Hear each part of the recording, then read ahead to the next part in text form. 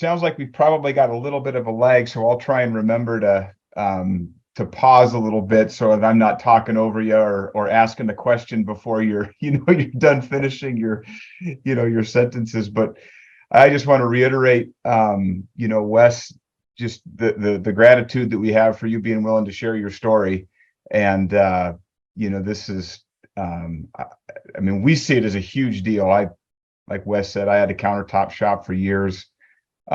We wore out people that I look back and I just cringe. It's just like, how did we allow ourselves to do that to people? Myself, I was a former installer too.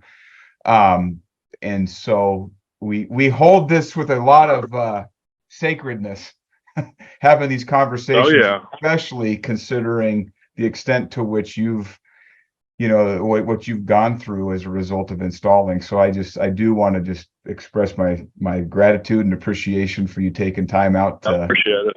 to share your story. So thank you. Hey, man.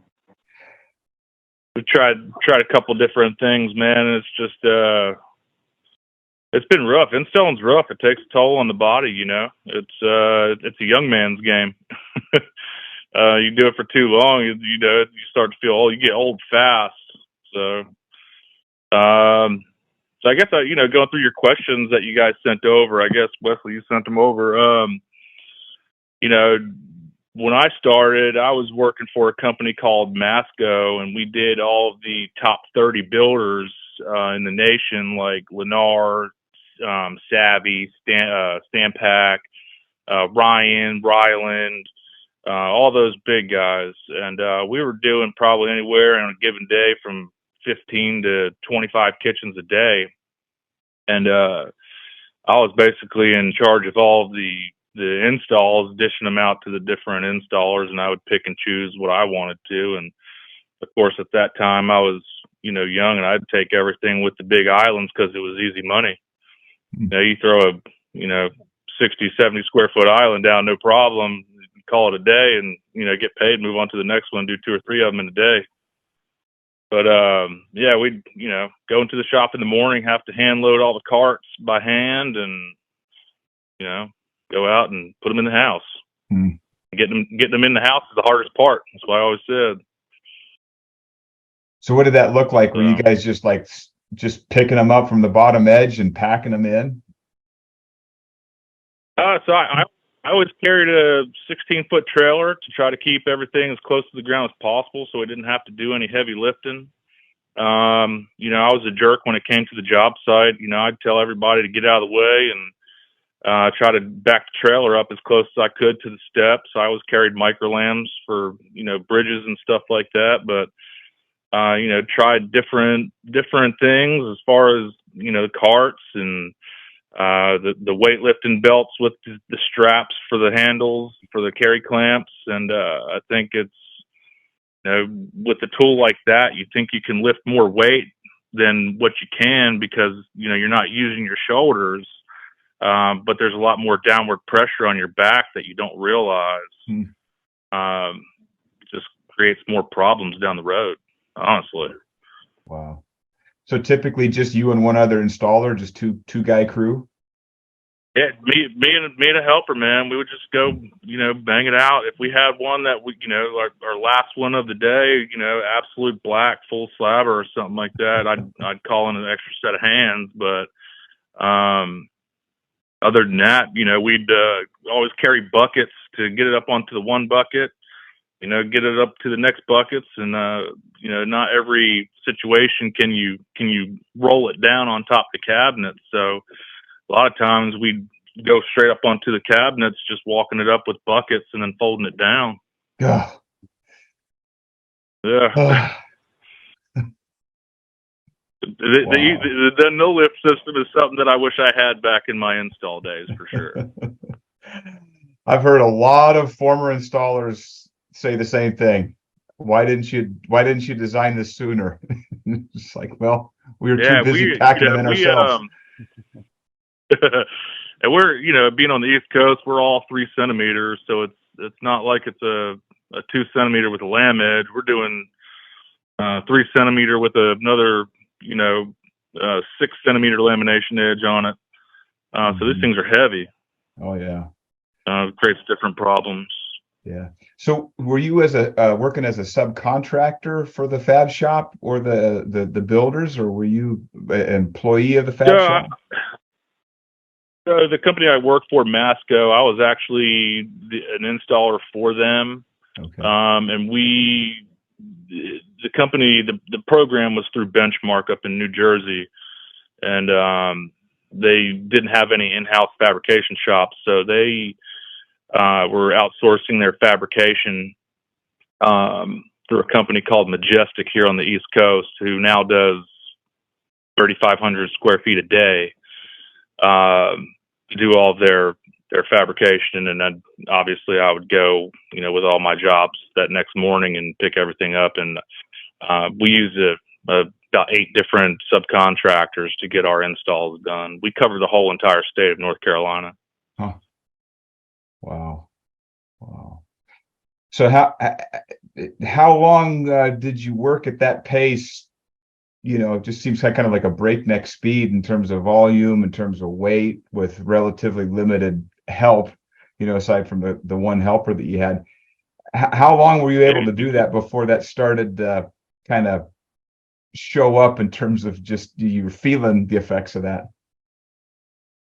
I mean, you feel it, a couple years into it, and then I, started hitting the gym every day. I'd get up at 4 o'clock in the morning to feel, see if it was, maybe the rest of my muscles needed to get exercised and everything else. And about 4 or 5 years into it, it's when it started, you feel that tight, like you just kind of overworked your muscles a little bit. And then it got to a point where I pulled up to a job site after an hour drive, and I went to step out of the truck, and I felt a pop in my back, and I wasn't able to stand up at that time. And it brought me to my knees. And I still had to get a whole slab island off the truck. And at the time, we were working out of our box truck because I think our trailer and van was actually in the shop. So we ended up rolling it down and walked the island up on buckets, and I was no good after that. I ended up going to the doctor. The doctor, they were just like, well, I think you just overworked it, and yada yada yada. You need to do yoga, and I'm like, hey, look, I'm young. I work out 4 or 5 hours a day in the morning, and when I get off of work, I'm 225 pounds with a 32-inch waist and benching 350 at the time. I'm like, I don't need yoga. So it got to the point where I took a couple weeks off and just kind of, let myself recuperate, and it kind of went away after that. No sharp pains anymore.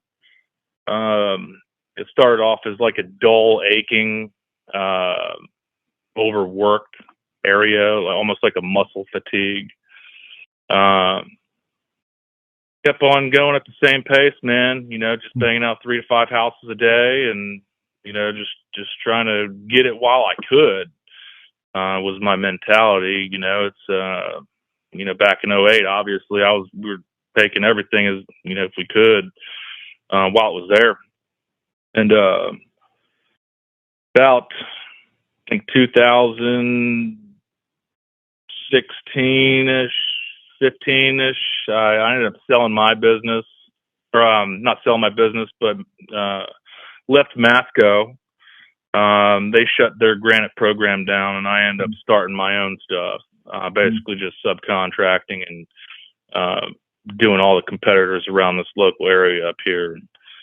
At the time, I had 4 trucks, and we were, same pace, never slowed down. Kind of backed myself out of installing. I'd go with the guys to help them lift islands.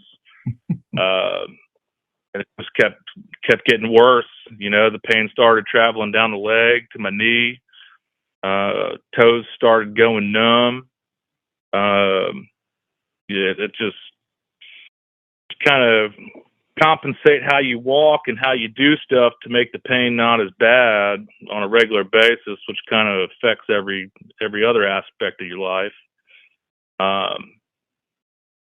I got, the kids came, we tried to walk to the zoo, and I can't walk the whole zoo, and I had to sit down, and the kids are getting all frustrated because I can't keep up with them. And so it kind of took a toll on me mentally, whereas I couldn't, get to that point to keep up. The pain was just, my wife kept yelling at me, you need to go to the doctor, you need to go get checked out, and MRIs, and they ended up telling me that I had a back of an 86-year-old woman. And so I started getting cortisone shots probably, I don't know, 5 or 6 years ago. And they were lasting a good while, probably about 7 to 10 months. And as years progressed. What did that do? Did that just, in a sense, dull? I mean, it wasn't changing the cause of the pain. It wasn't eliminating the pain because the cause was still there. Is that just like the cortisone or cortisol? Does that just like numb those nerves, or? Yeah. So, it took the pain away for like the first 45 days, and it would gradually come back on to be tolerable. Like I said, but you're still working the whole time. Yeah, absolutely. Okay. And we were still able to, after 7 months, I'd go back and get another shot. And then I guess I sold my business in 18 or 20 or something like that, and started working for somebody else, shop managers and stuff like that, to where I didn't have to lift so much. But you still find yourself lifting stuff in the shop, even though it's hard to escape the physical aspect of the industry. So taking the shots went from 7 months to about 5 months to about 4 months to about 3 months, to where recently it was getting to not too long ago I had shots, and 30 days later I was back in pain. I coached soccer for my daughter, and I was on the soccer field, and I had to almost lay down on the field because it was hurting so bad. And I was like, man, screw it, dude. So I reached out to a surgeon, and I was like, so what's the deal? And he's like, man, you're 39 years old. Your back shouldn't be this bad. You need an L5-S1 fusion, and then a new disc. And I was like, well, let's go ahead and do it. Here I am. Wow. So you've been now 2 weeks out of surgery after that prognosis, and wow. So I'm just curious. Every day. Oh, sorry. Go ahead. Go ahead. Well, I was going to say, in terms of the sequencing of working for Masco and then starting your own outfit and working, and then you're finally at a point now. I'm just genuinely curious, because I don't know how this works. Who pays for that surgery now, that not to mention the limitations and the time off of work, but just in terms of the insurance, who's going to fit that bill for your surgery? Essentially, it all comes down to me. So my back surgery, and luckily, we have insurance through the place that I work for now. And the out of pocket after deductible and everything's still going to cost me about $9,000. Wow. That's just the surgery part. Of course I have, pre-op bills, which is another $1,000. I have anesthesia, which is another $1,000. So it'll probably end up being, 10, 11,000 by the time it's all said and done. And that's just out of pocket cost for the medical procedure post install career. Yeah. But the good thing is that, if it's, I just have a newborn. He's, bless my wife's heart on, we have 2 older kids, and 7 and 4, and we have a newborn who's about a month old now. My wife's been taking care of me and the kids, and 2 babies. Yeah, at least now I'll be able to get up and actually be functional with my kids and do stuff and continue coaching soccer with them. Wow. So, well, congratulations on the baby. Yeah. What'd you have, boy or girl? Third time's a charm, man. Third time was a boy. Yeah. Congratulations. Yeah, I So appreciate it. Thank you. what are the chances that you would let your little boy ever pick up a 3cm countertop and lug it into a house? Probably never. He could be what they call the button pusher. He'll be able to do CAD or whatever else sales, but I probably wouldn't let him, pick up a countertop. I don't know how some of these guys still do it. Every day, North Carolina is saturated with installers, and these guys are working out of the back of pickup trucks, and it's just unreal, man. Mm-hmm. I can't.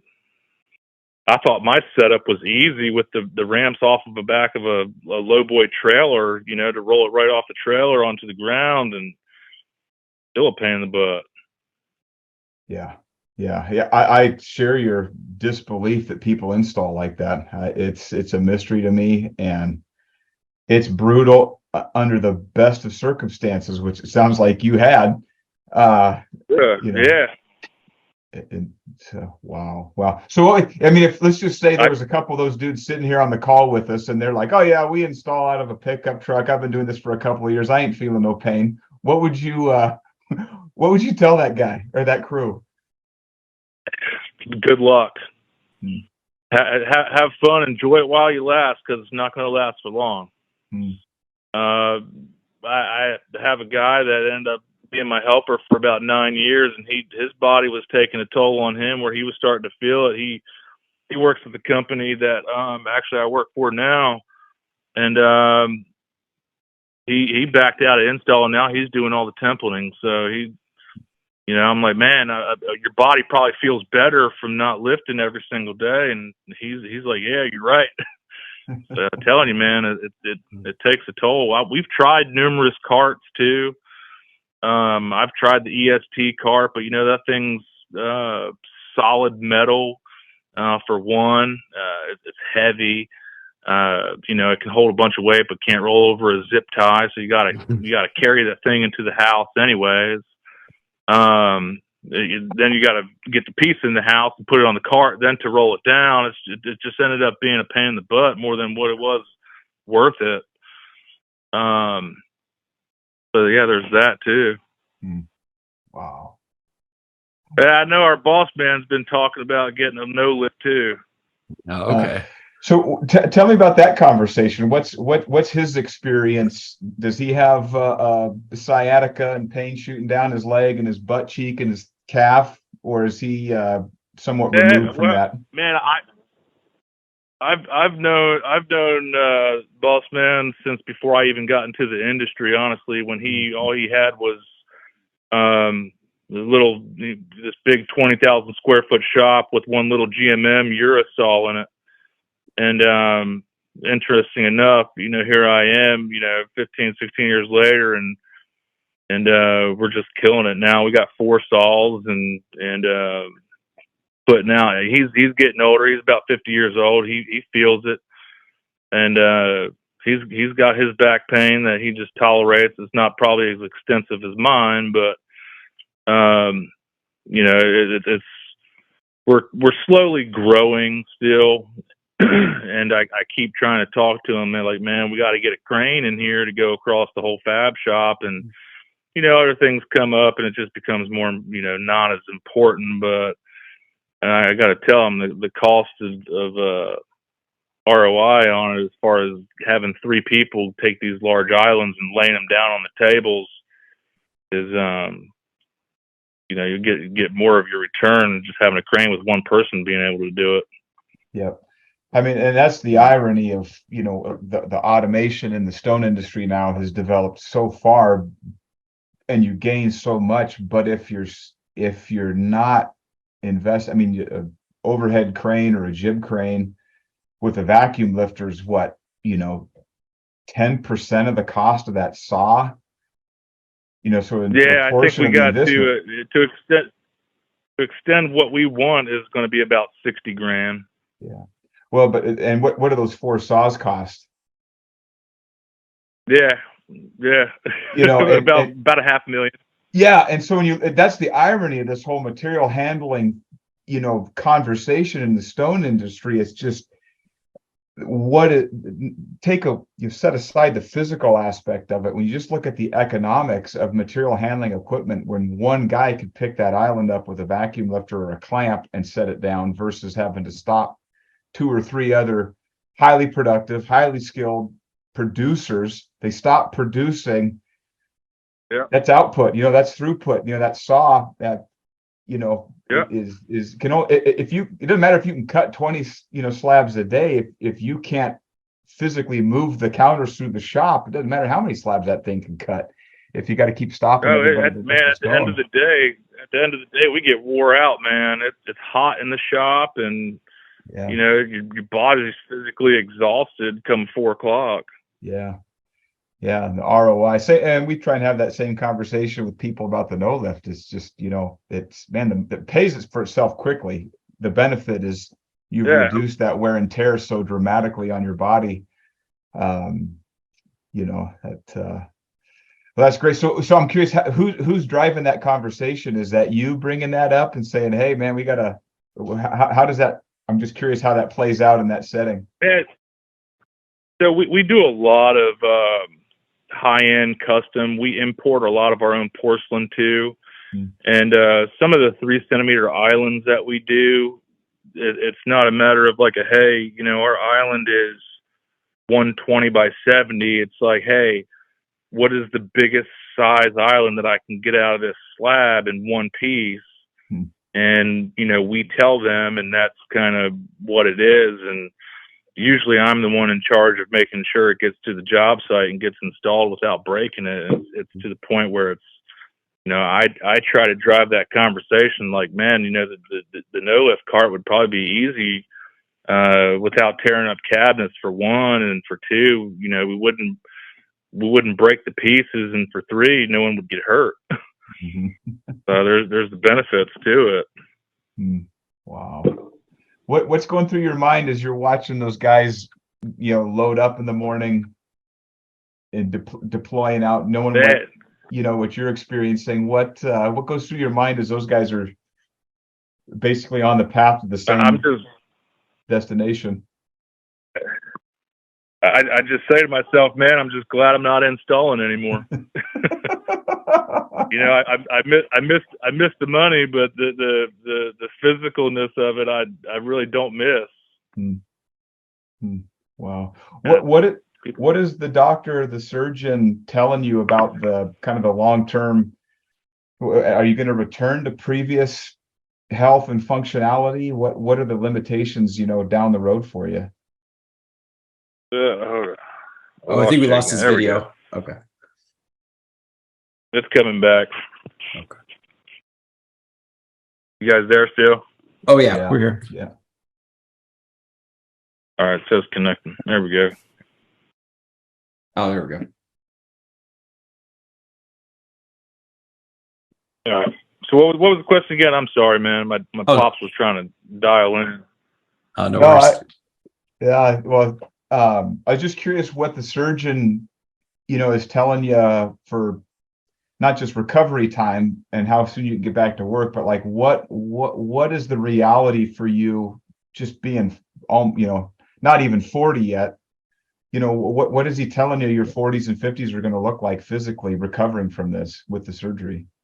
He said full recovery should be about a year and a half. My lifting days are over. I don't want to take the chance of, having other discs rupture, or something potentially happening to the fix that's already in place. Oh yeah.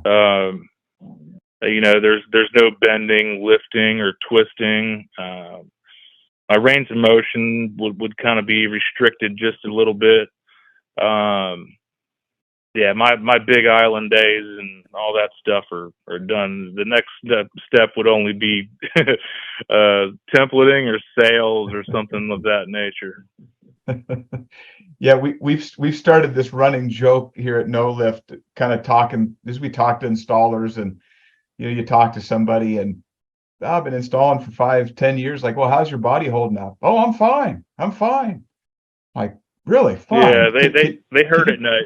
Yeah, can you define fine? And our joke is yeah, I'm fine, but can I get into template? Yeah. Yeah. Oh, They're hurting. They just don't want to admit it. yeah. Why do you think that is from your perspective? Why wouldn't somebody admit that I'm hurting? I think it's a sense of just being a man and holding on to that pride factor, honestly. You know, us as the young kids or young men, you know, we don't want to admit to somebody that, yeah, we're hurting inside, or at the end of the day, man, my body just feels physically exhausted. And I think that was part of my problem too, you know, 27, 28, 30 years old. And, you know, you don't want to, yeah, I'm good. You know, who cares if it happens later on in life, but people don't realize how soon it comes. So, and that was in terms, I'm trying to think through the timeline that you explained. So this surgery kind of caught up with you, or the effects of it, you know, you had been out of install for some time, and it was like the delayed I've been out of install since, yeah, I've been out of complete install since, 2014 ish. That's just amazing to me. So, yeah. And then here it is, 15, so 7, 8 years later, 6, 7 years later. And now the pain continues, even though you've stopped the activity that caused the original injury, the lag. Yeah, it got worse. You know, that would continue to get worse as time goes on. Is just, it's, yeah, to your point about, hey, you don't think this is having an effect, you know, well, it is. And then you can stop installing and still experience a pretty epic downside 2, 3, 4, 5, 6 years later. Absolutely. Wow. And have to pay for it. Yeah, it's not covered by workers' comp at out that of point. pocket. Yeah. Yeah, that's was statute of limitations, I guess, on that point. Mm-hmm. You know, it's can't go back to somebody 15 years later and say, man, you guys caused my back to get messed up. Yeah. And, you know, at that point, you know, there's too many recreational stuff going on right now to where if somebody would get hurt, no one would claim it anyways, because, you know, people are into recreational things. And it's, you know, my thing would be to stop it and go ahead and get your workman's comp while you can, and at least get it recorded. So that way, if there's any issues in the future, at least you're taken care of. Documented. Yeah. Yeah. So what do you do? What's your favorite recreation? Man, I don't smoke. I don't drink. My recreation is, I like smoking meat on the grill, man. And sitting by the pool, and about it. I might have a beer or two, but I don't really. I did a lot of drinking at 21, man. I think I drank enough for all of us. So, yeah. I was just curious, you know, when you're talking about, you know, there are a lot of, you know, wakeboarding, downhill skiing on, you know, on our end of the country, surfing, just, you know, all the things, hiking, hunting, you know, those active sports outside. You know, when you look at the cost, you have an injury like this, and if that's something that you value, you may not be able to participate in some of those activities. Absolutely. I mean, I used to, I did a little bit of wakeboarding. I did a little bit of snowboarding. And, you know, at that time, it was just another day of Advil. And, you know, getting older with the kids, my recreation now is just coaching soccer and watching the kids grow up, and, you know, being able to walk the whole zoo without having to stop and sit down and take a break. Mm-hmm. And, you know, the irony of, you know, I've been in this business for coming up on 30 years, and that was when I first so you got, can't be that old. No, this is no joke, Mike. I got a job. I got fired from a gas station here in Oregon my junior year in high school. And I was just looking for a summer job. I walked in, and this is July 1st, 1993. I was in a business park just knocking on doors because my parents were like, you better come back with a job. Nobody gets fired from a gas station. And I walked into a company. It was called Columbia Stone and Natural Stone Designs, and in 1993. And I went to work for them as a summer job in high school. And they were like the only company in Oregon doing 3CM at the time, because they were a commercial like cladding company. And so they were importing all their own 3CM. And so, yeah, I remember being sent out to the yard at 17 to go pick pieces up to bring back to the shop. And I couldn't lift them off the ground. I physically could not pick them up. And then they'd have to bring me back to the shop and take somebody else out there to, go pick these pieces up. But even then it was just assumed, talking to those old, marble masons, those union, installers, that was just like, man, that's just, that is what you get to tolerate. And it wasn't like an odd thing. It just seemed to be the way it was. But, when you say, yeah, I'd like to just be able to coach my kid's soccer game without it being in agony or having to lay down on the field because I'm in so much pain, I think that gets overlooked. I think we miss the significance that is even a statement you have to make, that really is the toll of packing these countertops in, is that you will get to a point where you literally cannot do something as normal as standing out on the field coaching your kid's soccer game. And it's I think we're so used to this being the norm that we miss the significance of that. Yeah, absolutely. Yeah, everybody wants to say that they're fine and think that they're okay, and it's that pride thing that us men have. Yeah, I remember talking to a guy down in Houston. I was doing a demo, and the guy had said he'd been installing for about 10 years. And I'm like, wow. So, and I asked, and he was a Spanish speaker, and I said, ¿Cómo está tu espalda? How's your back? And he's like, oh, I'm fine. I'm like, really? I mean, 10 years of installing that's a long time. Well, after we talked for about 5 more minutes, he's like, well, I mean, I sleep on the floor 4 nights out of the week because I can't. Yeah, my back's so jacked up. But and that's the paradox is that in his mind he's fine. That's just assumed that I can't sleep in my bed every night. I have to sleep on a hard surface. It's just it used to take me 20 minutes just to get out of bed. Yeah. Well, we calculated, was it every year an average installer lifts about 1 million pounds of stone of weight every year, and that's the cumulative effect of 1 million pounds after first year, second year, third year, fourth year, 5, by 7 years, you're 7 million pounds. I mean, that's a lot of weight. It is, and the stone will always win. Yeah. Well, and then you have guys like like myself that like to lift and work out before work and after work too. It's all that takes a toll also. But I think the lifting granite just kind of accelerates everything. Yeah, because probably improper lifting or not the ideal lifting positioning, just for getting those L sink pieces in and those angles. Yeah. That's another thing, back in the day, I used to lift a 72-inch double bowl vanity, no problem, straight from the A-frame up over top of my shoulder like it was nothing. And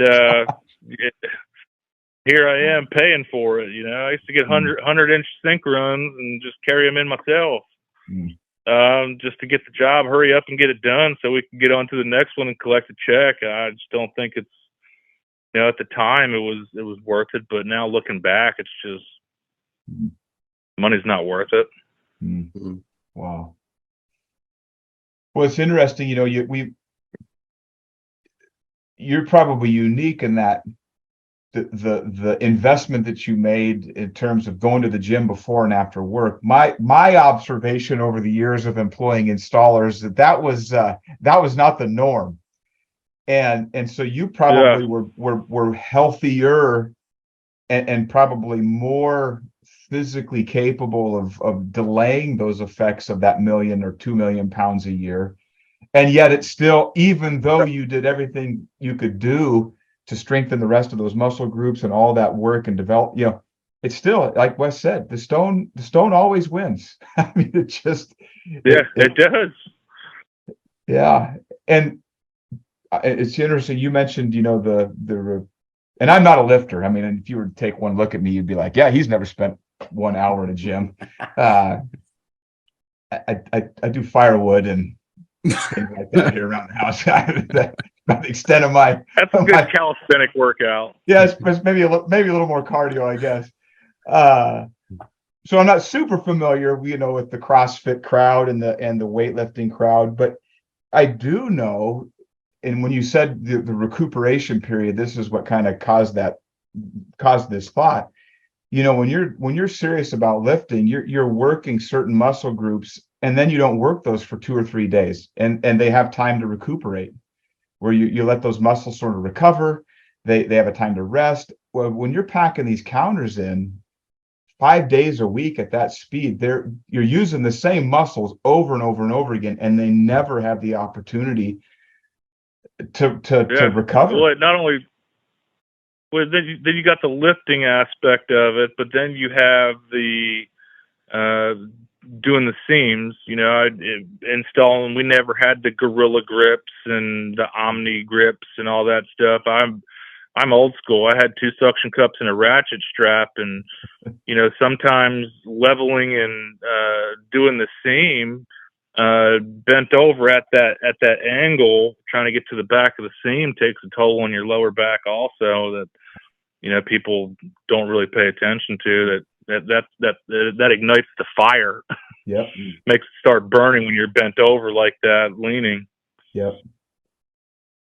Yeah, and you got to do that the next day and the next day, or maybe 2 or 3 times a day, depending on how many seams you're doing, and there's no recovery time.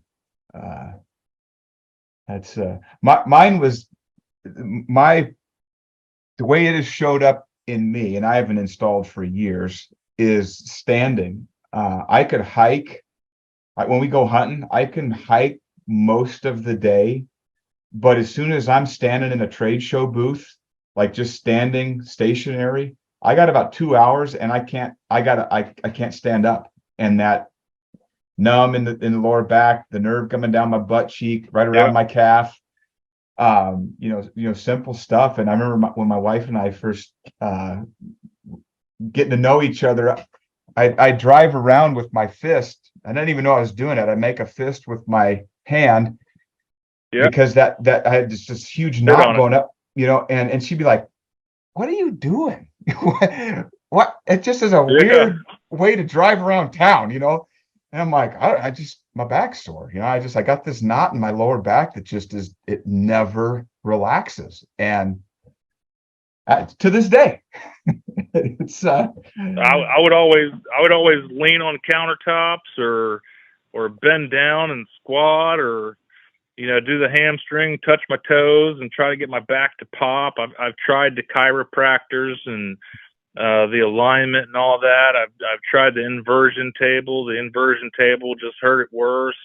I've tried a number of things to try to cope with it, and it just, nothing was really cutting it. So surgery was it. Well, yeah. And when you mentioned that the disc was was it like just chewed up and disintegrated, or like? Yeah, basically it was. But it like, apparently my vertebrae was partially broken. There's 2 bones on the back that kind of keep it from sliding forward. And then over the years, the compression of rubbing back and forth just kind of deteriorated it. And then it up causing it to slip 20 millimeters. Which obviously is about 7/8 of an inch, 3/4 of an inch.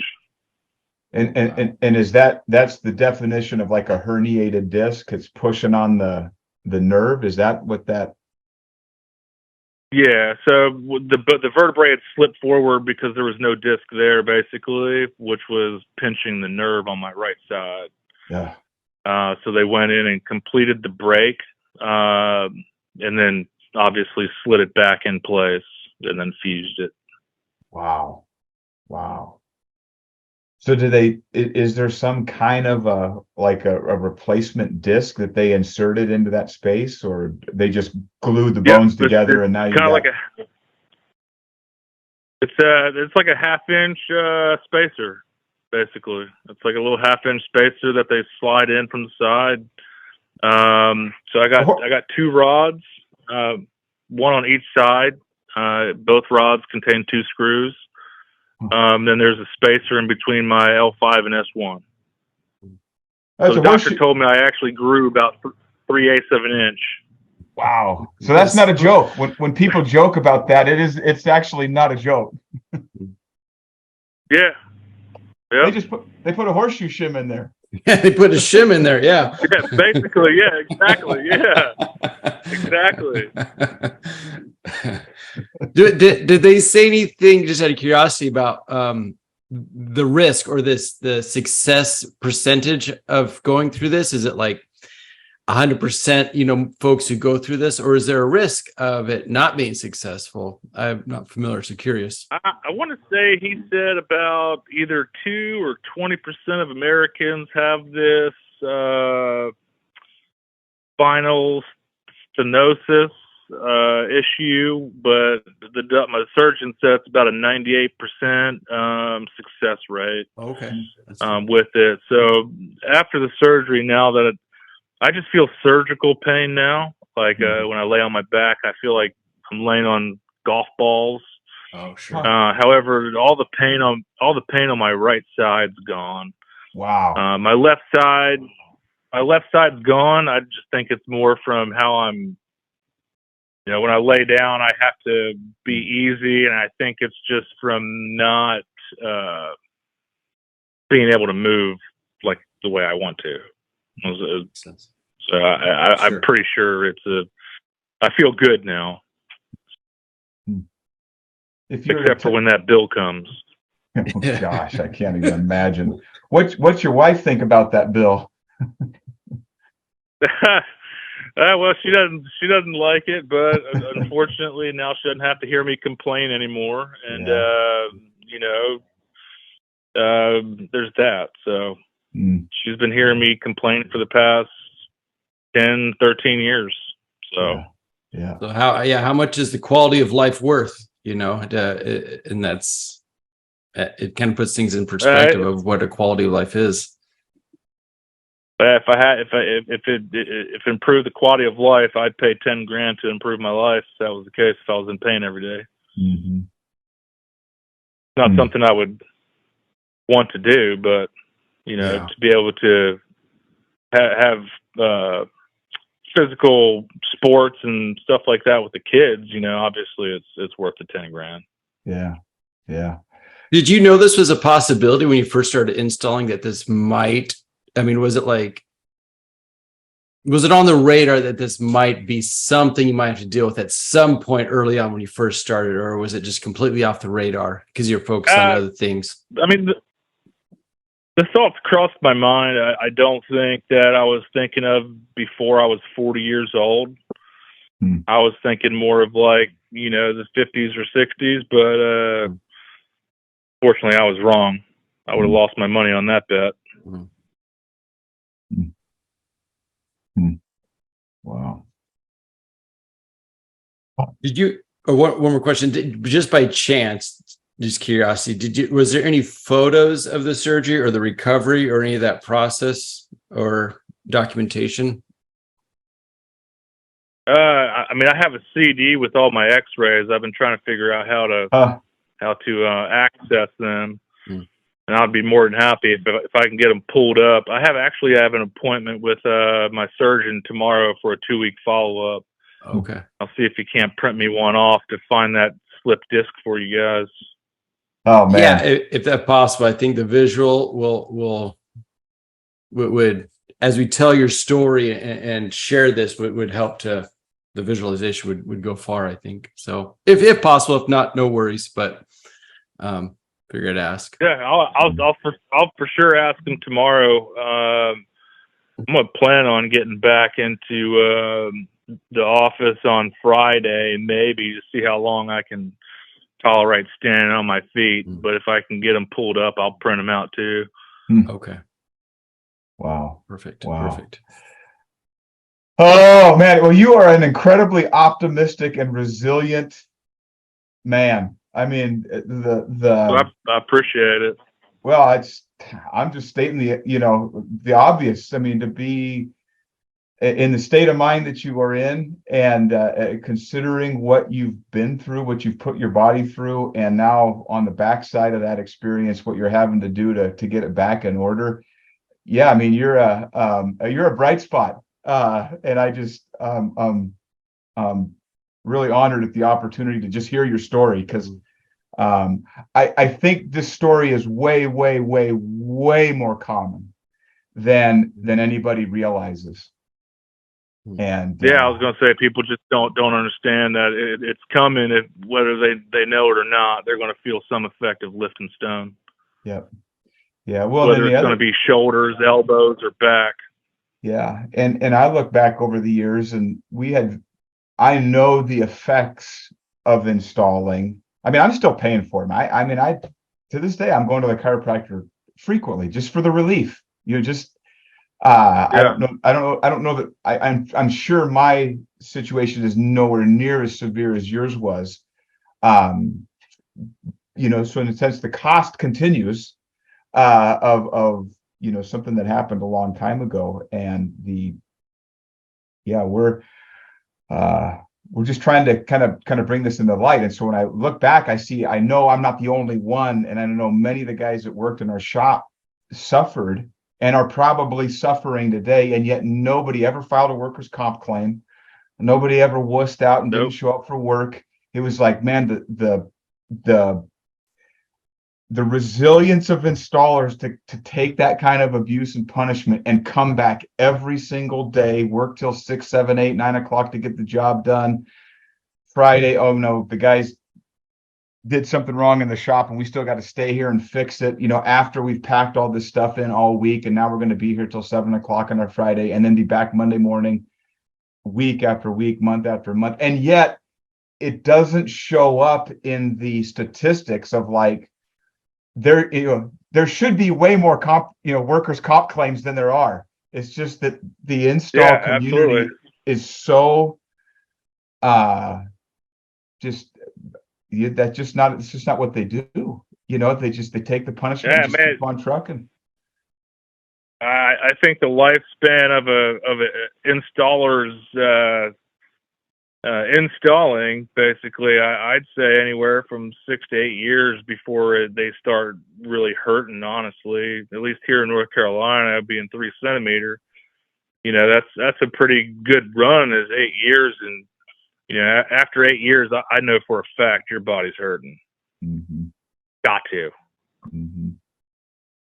Yeah, and can the surgeon can they reverse engineer that injury by looking at it and going, this started back probably 15 years ago. Is there any way to tell? Yeah, it's just after I told him I've been lifting Granite for 15 and a half years. He's like, yep, that'll do it. Mm-hmm. At one point I was 5'11", honestly, but shrink. I told him I'm only 5'9" now, and he's like, yeah, well, you got a bunch of compressed discs, and over time as you get older they shrink. So but at least I gained my 3/8 of an inch back with the spacer in my back. That's one way of looking at the bright side of the situation. Yeah. Wow. Well, hey, Mike, I don't want to drag this out, and I just am so privileged to have this conversation with you in this setting, and just as transparent as you've been. I just got to tell you, thank you for the opportunity to just to hear your story. Yeah, man, I appreciate it, guys. Yeah, it's just I think it's a story that needs to be told more. It's just like you said, it's not worth it. It's just not worth it. No. Nope. I'll try to get some pictures for you tomorrow, Wes. Oh, fantastic. Really Right appreciate it. Is there anything else you want to share before I'll stop recording, but anything else you want to share before we wrap it up? Any message you want to send to installers might be listening to this? Man, if I had to tell any other young installers getting into it thinking that they're Superman, they better stop. That's you know, get the help even if you think that you can make it. Don't try to be Superman. Now, you'll see me push a 24-inch piece in a cart in a heartbeat.